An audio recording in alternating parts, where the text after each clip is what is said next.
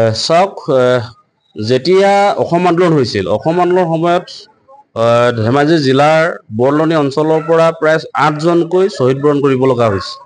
আৰু বৰলনি আঞ্চলিক ছাত্ৰ সন্থাই প্ৰতি বছৰে আচলতে আজি এই দিনটোতে শ্বহীদ দিৱস পালন কৰি আহিছে। আৰু আমি ধেমাজি জিলা ছাত্ৰ সন্থায়ো শ্বহীদ দিৱস আমি পালন কৰোঁ।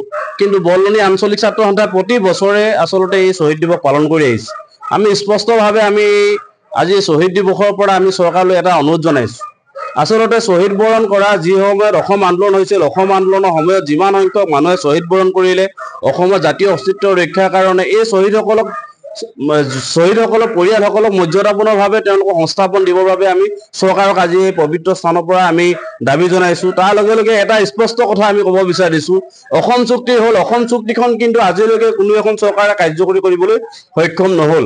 আৰু এতিয়া শেহতীয়াভাৱে অসম চুক্তিৰ ওপৰত যিহেতু অসম চৰকাৰে সদৌ অসম ছাত্ৰ সন্থাক আলোচনালৈ নিমন্ত্ৰণ জনাইছে। ইতিমধ্যে সদৌ অসম ছাত্ৰ সন্থাৰ সভাপতি সম্পাদক মুখ্য উপদেষ্টা ডাঙৰীয়াই ইতিমধ্যে আপোনালোকৰ আগত স্পষ্টীকৰণ দিছে, তেওঁলোকে আলোচনাৰ বিষয়ে কৈছে। আৰু অসম চুক্তিৰ যিসমূহ দফা আছিলে, দফাসমূহ কাৰ্যকৰী কৰিব লাগিছিল। আজিলৈকে এখন চৰকাৰ কিন্তু অসম চুক্তিখনক তেওঁলোকে কেনেকৈ কাৰ্যকৰী কৰিব লাগে এই কথা বতৰাবিলাক তেওঁলোকে কিন্তু চিন্তা চৰ্চা নকৰে। কেৱল তেওঁলোকে ৰাজনৈতিক মুনাফাৰ কাৰণে অসম চুক্তিখনক বাৰে বাৰে চৰকাৰ যেতিয়া আহিবলৈ হয় তেতিয়া কিন্তু অসম চুক্তিখনৰ কথা কৈ তেওঁলোকে চৰকাৰ গঠন কৰে, কিন্তু অসম চুক্তিখন আখৰে আখৰে কিন্তু পালন নকৰে। কিন্তু আমি স্পষ্টভাৱে এটা কথা ক'ব বিচাৰিছোঁ, অসম চুক্তি প্ৰতিটো দফা কাৰ্যকৰী হ'ব লাগিব। আৰু যেতিয়ালৈকে কাৰ্যকৰী নহ'ব তেতিয়ালৈকে সদৌ অসম ছাত্ৰ সন্থাই গণতান্ত্ৰিক আন্দোলন আমি কৰি থাকিম। কিন্তু এটা কথা আমি ক'ব বিচাৰিছোঁ যে অসম চৰকাৰে এতিয়া সদৌ অসম ছাত্ৰ সন্থাক আলোচনালৈ আমাক নিমন্ত্ৰণ জনাইছে আৰু আমি ইতিবাচক হিচাপে আমি গ্ৰহণ কৰিছোঁ।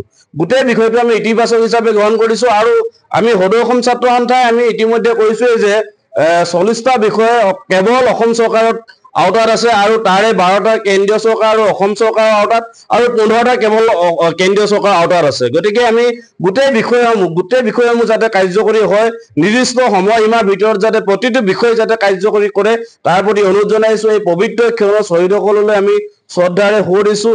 চাওক, অসম চুক্তি আজি নহয়, আজি 40টা বছৰ গৰুকিলে।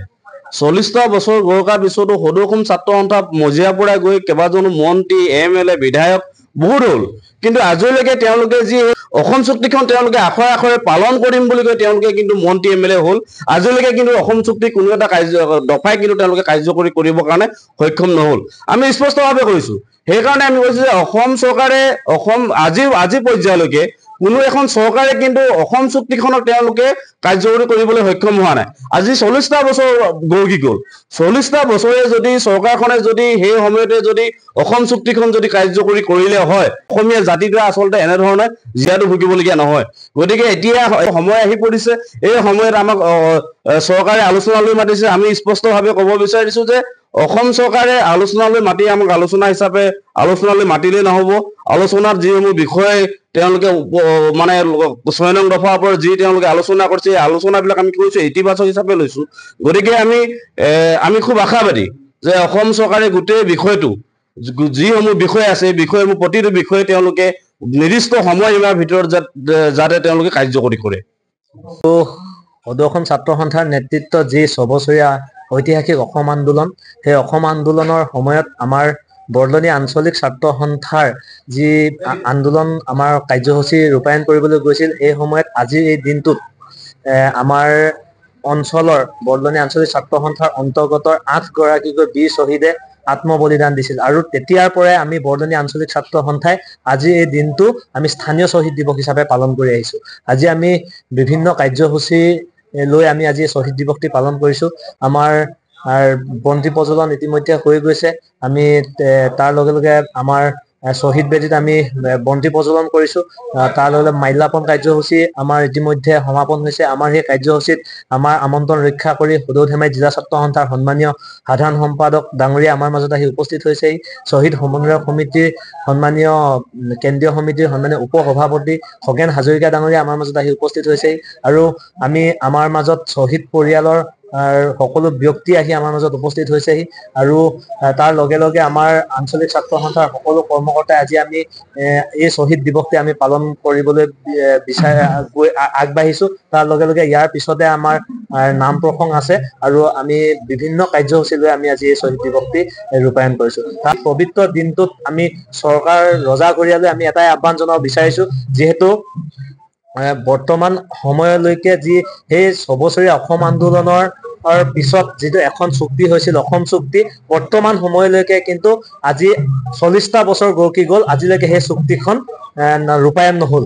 আমি আজি শ্বহীদ দিৱসৰ এই পবিত্ৰ দিনটোত আমি এই স্থানৰ পৰা আমি চৰকাৰলৈ আমি আহ্বান জনাব বিচাৰিছো, যাতে তেখেতলোকে সেই চুক্তিখন অসম চুক্তিখন যাতে ৰূপায়ণ কৰে আৰু তাৰ প্ৰতিটো দফা যাতে তেখেতলোকে ৰূপায়ণ কৰি সেই শ্বহীদসকলৰ যাতে আত্মাক তেখেতলোকে চিৰশান্তি লাভ কৰাত চৰকাৰ ৰজাঘৰীয়াই যাতে আগবাঢ়িব বুলি আমি আশা ৰাখিছো। তাৰ লগে লগে আমি স্থানীয় বীৰ শ্বহীদে তেখেতলোকৰ প্ৰাণ আহুতি দিছিল, তেখেতলোকৰ আত্মাৰ চিৰশান্তি কামনা কৰিছো আৰু আমি তেখেতলোকক আজি শ্ৰদ্ধাৰে সোঁৱৰিছো।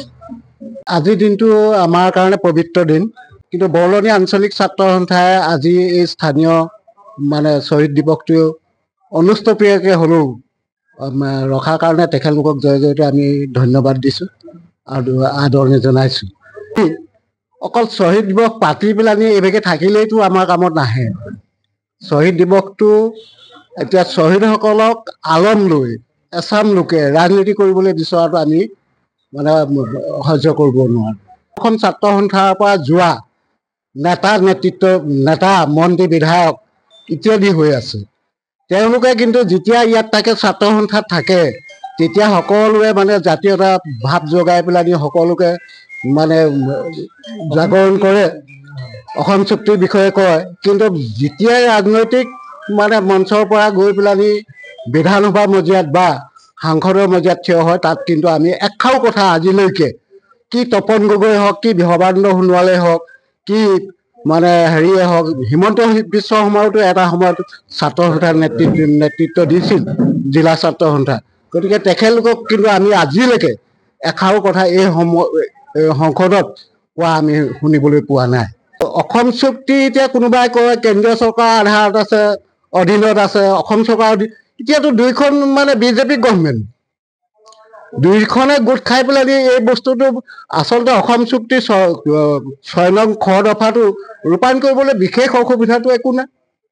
তেওঁলোকে কাৰোবালৈ ঠেলিব, কেন্দ্ৰীয় চৰকাৰ আছে, অসম চৰকাৰ আছে। আমি কিন্তু সেই কথাটো আমি সদৌ অসম ছাত্ৰ সন্থাক অনুৰোধ জনাম যে আমাৰ চুক্তি মুঠতে কাৰ্যকৰী হ'ব লাগে। এই কথাটোৱে আমাৰ আজি শ্বহীদ দিৱসৰ দিনটোত আমি বিশেষ উদ্বেগেৰে এই কথাখিনি আৱেগেৰে ক'ব লগা হৈছে।